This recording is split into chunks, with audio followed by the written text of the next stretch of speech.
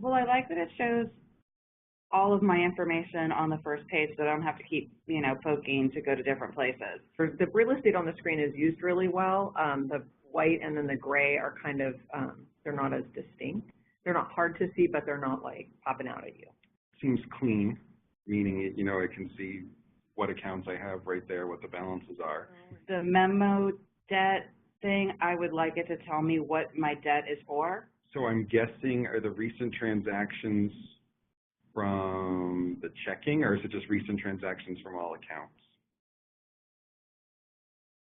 Oh, wait, I'm trying to find my routing number. Honestly, I'd probably call. Yeah, truthfully, I don't see anywhere that's really clear where it would be. If I couldn't find it after a couple minutes, I'd probably call the bank. See, when I see the word details, I wouldn't expect it to be here. I'm looking at the transactions. So here I'm all right. So I'm curious, what's this this pending transaction? And then when I thought maybe if I hit pending, it would open up with more detail. But if I had not just been looking for the routing number, there's no way in the world I would have found this either. I would go to this accounts tab. So let's say I wanted to rename my checking account. I'll open up the checking account tab, hit details, account details, account nickname. And I'm not trying to transfer money, so that wouldn't be the right word for it, I guess. I'm not making a deposit.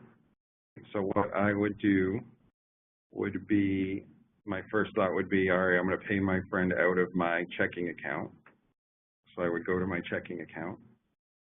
For me, it's like, I think if it was transfer money and then I got to pick if I was sending it to me or to someone else, that might be easier rather than it having its own special little site. If just under transfer money, there were choices as to yourself, to someone else, to someone within the bank or whatever, something like that would be easier. Or I'm assuming based off of after, going through there, I would click on pay bills and now it pops up, or person. So I would assume that I can do it from here. The enter a question that only the recipient would know the answer to? Are you kidding me? Pay it now sounds like a bill payment. When I heard pay it now, my thought was pay what now? I think because it's not clear as the what. What am I paying now? So am I paying a credit card bill? Am I making a car payment? Am I paying my friend back? What's the direction of my payment? I like the feature, but I would definitely be leery of it unless I understood more about it.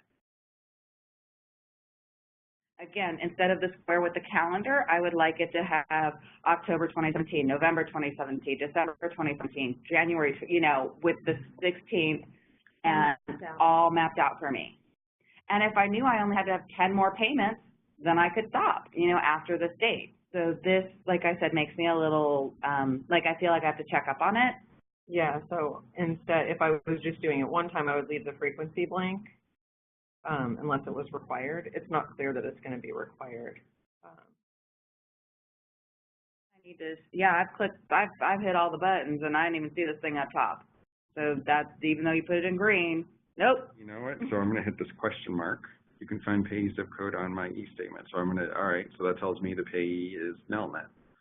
So I will say their zip code is. But I would hope once I set up my first payment, I can just hit the icons and go to where I need to.